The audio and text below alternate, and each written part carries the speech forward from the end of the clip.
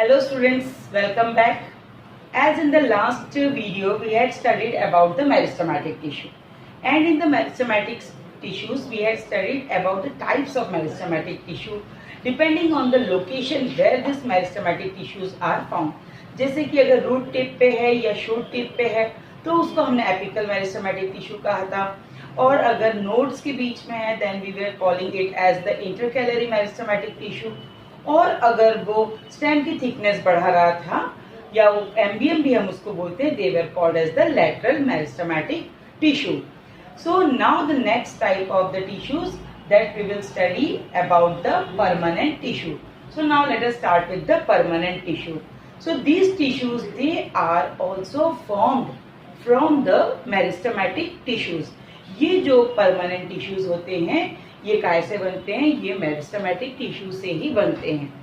As we had seen in the meristematic tissue कि जो meristematic tissues होते हैं they are the actively dividing tissues. ये actively dividing tissues होते हैं और ये प्लांट की ग्रोथ में हेल्प करते हैं. लेकिन जब यही meristematic tissue they lose this property, ये अपनी ये डिवाइडिंग की प्रॉपर्टी को जब लूज कर देते हैं, लॉस कर देते हैं, then they are called as the permanent tissue. तब हम इनको परमानेंट टिश्यू कहते हैं. अब परमानेंट टिश्यूज जो होते हैं इनके कैरेक्टरिस्टिक्स क्या होते हैं? तो permanent tissue they do not divide. ये तो हो गया इसका फर्स्ट कैरेक्टरिस्टिक्स. फिर दूसरा, इसके जो होते हैं they are having definite forms, shape and size. अब ये जो परमानेंट टिश्यूज होते हैं दे आर स्पेशलाइज्ड सेल्स या डिफरेंशिएटेड सेल्स. मैंने आपको पहले भी वीडियो में बताया था कि डिफरेंशिएटेड सेल्स हम उन सेल्स को कहते हैं जो कि कोई स्पेसिफिक फंक्शंस परफॉर्म करने लगते हैं. तो here also this permanent tissue they carry out specialised functions. अब जो अगला इसका कैरेक्टरिस्टिक्स है कि ये जो परमानेंट टिश्यूज होते हैं दे मे बी लिविंग और डेड सेल्स. ये लिविंग भी हो सकते हैं और डेड भी हो सकते हैं. जब हम परमानेंट टिश्यूज के टाइप्स देखेंगे तब हम देखेंगे कि कौन से जो परमानेंट टिश्यूज हैं वो लिविंग है और कौन से हैं वो डेड हैं. Next characteristics, they may have thin और थिक वॉल्स. ये जो परमानेंट टिश्यूज हैं इनकी जो सेल वॉल हैं ये थिन भी हो सकते हैं, मतलब पतले भी हो सकते हैं, and they may be thick. According to their types we will see कि कौन से परमानेंट टिश्यूज जो हैं वो थिन सेल वॉल वाले हैं और कौन से परमानेंट टिश्यू जो हैं वो थिक सेल वॉल वाले हैं. And these cells they are large with vacuolated cytoplasm.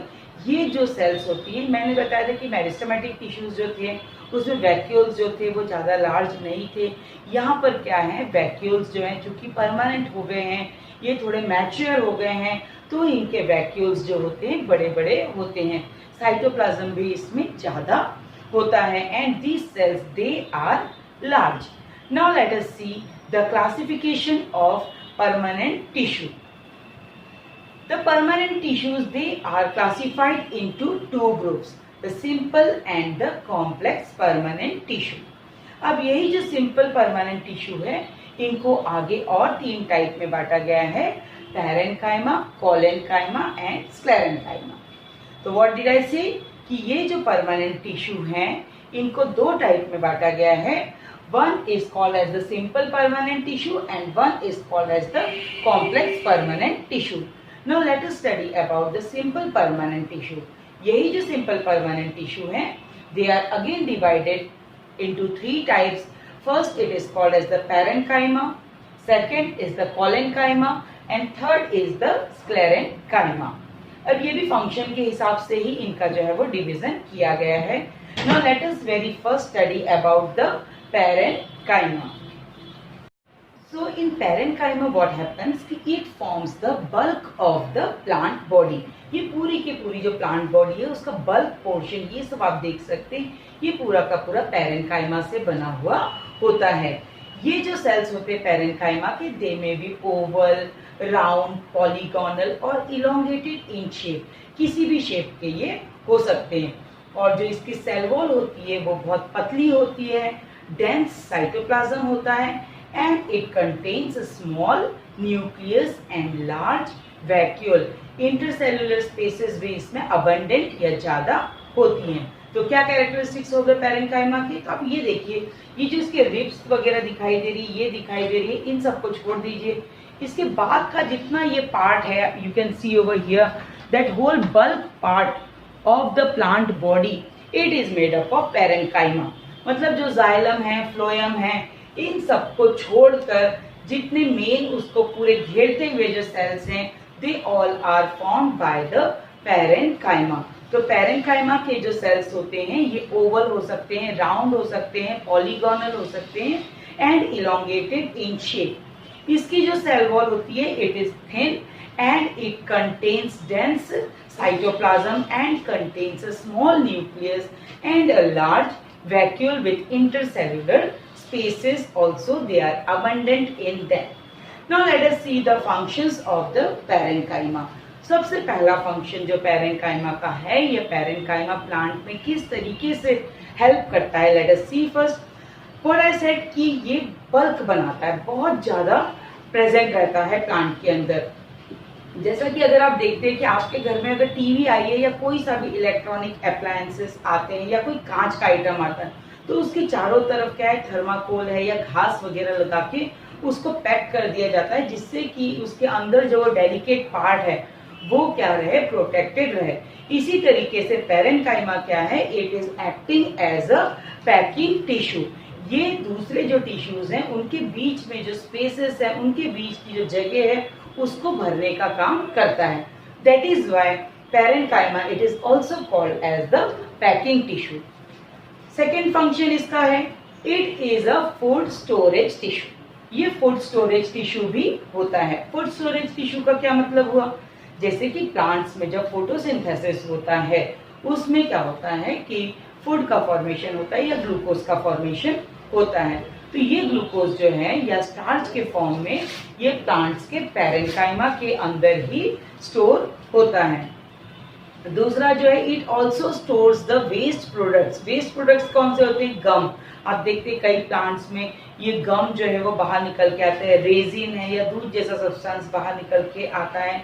ये सारा जो सब्सटेंस है, this all material it is the waste product of the plant. ये प्लांट के वेस्ट प्रोडक्ट होते हैं। ये भी क्या है, ये सब भी पैरेन्काइमा के ही अंदर स्टोर होते हैं। अब क्या है कि फोटोसिंथेसिस मैंने आपसे कहा कि वो भी पैरेन्काइमा के ही टिश्यूज से होता है। तो वो जो पैरेन्काइमा के टिश्यूज जिसके अंदर क्लोरोप्लास्ट प्रेजेंट होता है, ये आपने छोटी क्लासेस से ही पढ़ा हुआ है कि क्लोरोफिल जो है वो फोटोसिंथेसिस करने के लिए जरूरी होती है। उसी तरीके से ये जो क्लोरोफिल है ये क्लोरोप्लास्ट में होती है। तो क्लोरोप्लास्ट जिन पैरेन्काइमा के टिश्यूज में प्रेजेंट होता है उन पैरेन्काइमा के टिश्यूज को कहा जाता है क्लोरेन्काइमा। Those parenchymatous tissues in which chloroplast is present, those parenchymatous tissues they are called as the क्लोरेन्काइमा। अब ऐसे ही एक और एग्जाम्पल है कि पैरेन्काइमा में कई बार क्या होता है कि एयर स्पेसेस भी प्रेजेंट होती हैं या इनको हम एयर कैविटीज भी कहते हैं। You can see this in image कि इस जो कैविटीज हैं, तो ऐसे पैरेन्काइमा जिसमें कि एयर कैविटीज प्रेजेंट है, that type of parenchyma they are called as aerenchyma because air cavities they are present in the parenchyma. Parenchyma में क्या है कि एयर कैविटीज प्रेजेंट है, that is why they are called as aerenchyma. अब ये aerenchyma या ये air cavities वाले पैरेन्काइमा किस प्लांट में प्रेजेंट होते हैं, तो उन प्लांट्स में प्रेजेंट होंगे जिनको कि हल्का रहना है और जिनको कि फ्लोट करना है। तो ऐसे कौन से प्लांट्स होते हैं, they are called as the aquatic plants और द हाइड्रोफाइट्स। हाइड्रोफाइट्स या इसको हम वाटर प्लांट्स या एक्वेटिक प्लांट्स भी कहते हैं।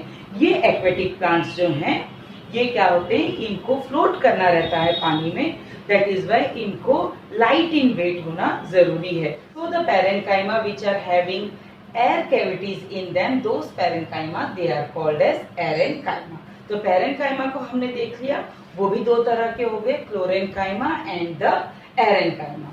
जिसके अंदर क्लोरोप्लास्ट है जो फोटोसिंथेसिस कर रहे हैं, that parenchyma they are called as chlorenchyma, and those parenchyma in which the air cavities are present, जैसा कि इन द एक्वेटिक प्लांट्स, जिसको कि हम हाइड्रोफाइट्स कहते हैं, they are called as parenchyma. Now let us see the second type of permanent tissue या simple permanent tissue, that is called as collenchyma. Now the second type of permanent tissue we are seeing, this is called as the collenchyma. अब collenchyma की एकदम खास पहचान है कि it is characterized by the deposition of extracellulose at the corners of the cells. Cell के जो corners होते हैं उस जगह पर क्या है कि ये एक्स्ट्रा सेल्यूलोज का डिपोजिशन हो जाता है. जैसा कि हमको मालूम है सेल वॉल जो है वो सेल्यूलोज से बनी हुई होती है. तो जो सेल्स के बीच बीच में जो इंटरसेल्यूलर स्पेसेस होती हैं उस जगह पर कॉर्नर पे क्या है कि एक्स्ट्रा सेल्यूलोज डिपॉजिट हो जाता है. मतलब कॉर्नर्स पे आप देखेंगे कि थोड़ा थोड़ा एक्स्ट्रा सेल्यूलोज जम जाता है. तो इसके कारण क्या होता है, intercellular spaces they are absent. Parenchyma में क्या था कि उसकी सेल वॉल थिन थी, उसमें कोई एक्स्ट्रा सेल्यूलोज का डिपोजिशन नहीं हो रहा था. तो वहां पर क्या था कि इंटरसेल्युलर स्पेसेस प्रेजेंट थी. लेकिन यहाँ पर क्या है कि जो कॉर्नर्स हैं उस जगह पर क्या है कि एक्स्ट्रा सेल्यूलोज का डिपोजिशन हो गया है, जिसके कारण इंटरसेल्युलर स्पेसेस जो हैं दे आर टोटली एब्सेंट. और ये जो सेल्स होती हैं they are elongated in shape. Cells जो है वो लंबी लंबी होती हैं और कॉर्नर्स पे एक्स्ट्रा सेल्यूलोज का डिपोजिशन हो जाता है. अब इसका फंक्शन क्या है, what is the function of this collenchyma. आपने देखा होगा कई बार आंधी तूफान सब कुछ आता है तो भी पेड़ पौधे जो है वो इजीली बेंडिंग होकर फिर सीधे खड़े हो जाते हैं. उसमें हम देखते हैं कई बार ऊपर फल कोई सा लगा हुआ है, any fruit is there, and what हम वो ब्रांच को सीधे नीचे खींचते हैं, फ्रूट को तोड़ लेते हैं, again the branch it goes back. तो ये जो इजी बैंडिंग प्रोवाइड कर रहा है प्लांट को, that is only because of this collenchyma. You can see over here also, ये देख सकते हैं हम, ये पत्ती के यहाँ पर नीचे, दिस इज आल्सो इजीली इस तरीके से पत्ती जो है फ्लटर करती है हवा में. तो ये जो है लेकिन ये स्ट्रेंथ भी प्रोवाइड कर रही है, उसको इसने ब्रांच को से चिपका के रखा है पत्ती को. सो हियर जो है ये जो इजी बेंडिंग हो रहा है, that is only because of this collenchyma tissue or the collenchymatous permanent tissue. So this is collenchyma. यहाँ भी आप देख सकते हैं collenchyma है, ये easy bending हो रही है. अब क्या है, अब इसका function क्या होगा, what is the function of this collenchyma? It is a mechanical tissue. कोई भी अगर protection या mechanical support plant को मिलता है तो that type of tissue it is called as the mechanical tissue. So we can say that this collenchyma it provides mechanical support to the plant, and it also allows the easy bending in various parts of the plant without breaking it. Easily plant के कई parts जो हैं वो bend हो जाते हैं और वो टूटते भी नहीं हैं. So this was all with collenchyma. तो collenchyma की special characterization आप हमेशा याद रखेंगे, it is only because of the deposition of the extra cellulose at the corners of the cells, due to which there is no intercellular spaces between the cells. So this was collenchyma. Now let us see the third type of permanent tissue, that is called as sclerenchyma. अब ये जो sclerenchyma के जो tissues होते हैं these are dead. मैंने आपको पहले भी बताया जो परमानेंट टिश्यूज थे दे मे बी लिविंग और दे मे बी डेड. तो हमने क्या देखा, कोलेनकाइमा में और पैरेन्काइमा में we have seen that these are the living tissue. और यहाँ पर जब हम थर्ड टाइप देख रहे हैं दैट इज द स्क्लेरेनकाइमा, ये क्या है, these are composed of the dead cells. अब आप कहेंगे कि ये अखरोट क्यों है मेरे हाथ में. ये अखरोट जो है इसकी जो सेल वॉल है this is made up of sclerenchyma. ये देखिए ये पूरे के पूरे डेड टिश्यूज हैं and these are the sclerenchyma. अब ये जो स्क्लेरेनकाइमा ये इतने हार्ड, ये सीमेंट जैसे आखिर कैसे हो गए. See these are very hard, ये देख सकते हैं आप, this is the hard tissue. अब ये जो सीमेंटिंग हो गई है this is only because of the lignin deposition on the cell wall. Cell wall के चारों तरफ इसके क्या होता है, एक सीमेंट जैसे सब्सटेंस का डिपोजिशन होता है and this cement like substance it is called as lignin. अब ये जो सेल वॉल या इसकी जो सेल्स होते हैं they do not have intercellular spaces. क्यों इंटरसेल्युलर स्पेसेस नहीं? क्योंकि चारों तरफ तो है, लिग्निन का डिपोजिशन हो गया। तो जब लिग्निन का डिपोजिशन हो गया तो इसके बाहर कोई इंटरसेल्युलर स्पेसेस जो हैं वो नहीं होंगी। अब इसके जो अब मैंने बोला आपको कि these are the dead cells, ये डेड सेल्स है। क्यों ये डेड सेल्स है? क्योंकि इसके अंदर ना तो न्यूक्लियस है और ना ही साइटोप्लाज्म है। ठीक है, it is not having nucleus nor it is having cytoplasm. तो जिस सेल के अंदर if it is not containing the nucleus और the cytoplasm, those cells they are called as the dead cells। ये जो सेल्स हैं, ये जो स्क्लेरेंकाइमा है, ये ज्यादा करके सीड्स के ऊपर आप देख सकते हैं कि बादाम है उसके छिलके के ऊपर, जो नारियल होता है उसका जो पूरा का पूरा कवरिंग है उसके अंदर जो है ये स्क्लेरेंकाइमा प्रेजेंट होते हैं। Now the sclerenchyma they are also again of two types, the sclereids and the fibres. देखिए स्क्लेरिड्स और फाइबर्स में दोनों का ही एग्जाम्पल आपको कोकोनट का लेकर बता सकती हूँ। हम पूजा के लिए जो कोकोनट लेकर जाते हैं उसकी जो रेशे जैसे जो आपको फाइबर्स दिखाई दे रहे हैं, दे आर द फाइबर्स, उसको हम कहते हैं फाइबर्स। और जो दूसरा जो उसका हार्ड पोर्शन है जिसको कि हम फोड़ते हैं, इस तरीके का जो हार्ड पोर्शन है, दीज आर द स्क्लेरिड्स। ये स्क्लेरेंकाइमा का स्क्लेरिड्स टाइप है। और दूसरा जो फाइबर्स पार्ट है जो बाल जैसे रहते हैं जो हम नारियल के निकालते हैं, they are called as the fibres. तो इस तरीके से स्क्लेरेंकाइमा जो है वो दो टाइप के होते हैं, स्क्लेरिड्स एंड द फाइबर्स। फाइबर्स क्या से होते हैं? फाइबर्स जो होते हैं दे आर लॉन्ग और उनकी जो वॉल्स होती हैं, जो सेल वॉल्स होती हैं वो लिग्निफाइड होती हैं, लंबी लंबी होती हैं, नैरो होती हैं। और जो स्क्लेरिड्स होती हैं इनको हम स्टोन सेल्स या ग्रिड सेल्स भी कह सकते हैं। These are hard, that is why they are also called as the stone cells or the grid cells। अब इनका क्या स्पेसिफिक रोल है? The specific role is that is a chief mechanical and protective in function। तो इसका main chief role क्या हो गया कि ये मैकेनिकल और प्रोटेक्टिव फंक्शन जो है प्रोवाइड करता है प्लांट को, स्ट्रेंथ देता है प्लांट को, रिजिडिटी देता है प्लांट को, फ्लेक्सिबिलिटी और इलास्टिसिटी भी प्रोवाइड करता है। So this is sclerenchyma. Now let us see the second type of permanent tissue, that is the complex permanent tissue। Complex permanent tissue हम इसको क्यों बोल रहे हैं? क्योंकि सिंपल परमानेंट टिश्यू में क्या था कि जो सेल्स थे वो सब एक ही जैसे थे, और कॉम्प्लेक्स परमानेंट टिश्यू में क्या है, सेल्स एक जैसे नहीं है लेकिन अलग अलग तरह के सेल्स मिलकर एक फंक्शन परफॉर्म कर रहे हैं। जैसे कि यहाँ पर दो तरह के कॉम्प्लेक्स परमानेंट टिश्यू है, the xylem and the phloem. तो सबसे पहले मैं आपको बताती हूँ जाइलम के बारे में। जाइलम क्या है? It is the water conducting tissue. ये क्या करता है, जमीन से पानी और मिनरल्स को लेकर पूरे प्लांट के सारे पार्ट्स में प्रोवाइड करता है। So we can say that the xylem it is the water and the mineral conducting tissue. अब इसको हम कॉम्प्लेक्स क्यों बोल रहे हैं? क्योंकि ये जो जाइलम है ये अपना वाटर कंडक्शन का जो काम है ये अकेले ही नहीं कर रहा है, इसके साथ चार सेल्स या चार डिफरेंट टाइप के सेल्स प्रेजेंट है। तो पहला टाइप का जो है that is the tracheids, second is the vessels, third is the xylem parenchyma and fourth is the xylem fibres. और जाइलम क्या है? It is a dead tissue. ये डेड टिश्यू होता है, ये जिसके जो सेल्स होते हैं they are made up of sclerenchyma. तो जाइलम आपका जो ट्रैकेट्स हैं, वेसल्स हैं, फाइबर्स हैं, these all are the dead tissue which are made up of sclerenchyma। यहीं पर जो आपकी जाइलम के जो वेसल्स होते हैं ये पूरे के पूरे लिग्निफाइड होते हैं, इसमें पूरा का पूरा सीमेंट लिग्निन का बना हुआ होता है और कुछ कुछ जगह पर ये लिग्निन एब्सेंट होता है। तो जिस जगह पर जैसे हम दीवार पे जैसे प्लास्टर डलता है उस जगह पर अगर सीमेंट नहीं होगी तो वहां पर गड्ढा जैसा बन जाएगा, तो that is called as the pits. उसको हम क्या कहते हैं? पिट्स कहते हैं। इसी पिट्स से होते हुए क्या होता है, वाटर जो है वो एक जगह से दूसरी जगह मूव करता है।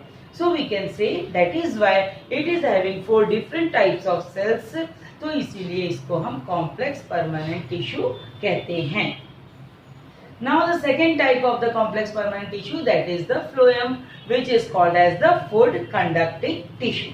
फ्लोएम जो है, जैसा कि जाइलम हमने देखा था, it was a dead tissue, लेकिन फ्लोएम जो होता है it is the living tissue. Phloem is the living conducting tissue and it is composed of again 4 different types of elements. First is the sieve tubes, second is the companion cells, third is the phloem parenchyma, and fourth is the phloem fibers. Phloem fibers, sieve tubes or companion cells and phloem parenchyma, these are the 4 different types of cells which are present in the phloem. और ये चारों की चारों मिलकर they perform the function for conducting the food. Food कहाँ पर बनता है? लीव्स में बनता है. तो लीव्स से फूड को लेकर प्लांट के बाकी सारे पार्ट्स में पहुंचाने का काम किसका होता है? फ्लोएम का ही होता है. फ्लोएम जो है ये एक तरह से कमर्शियल फाइबर्स का भी सोर्स होता है.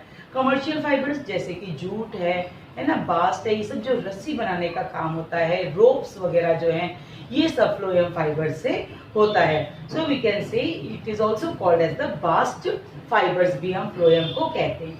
तो xylem and phloem they are the complex permanent tissue.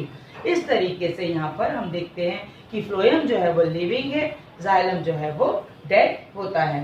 So this was all with your plant tissue. I hope you might all have understood this part. In the next video we will study about the animal tissue. Bye all of you.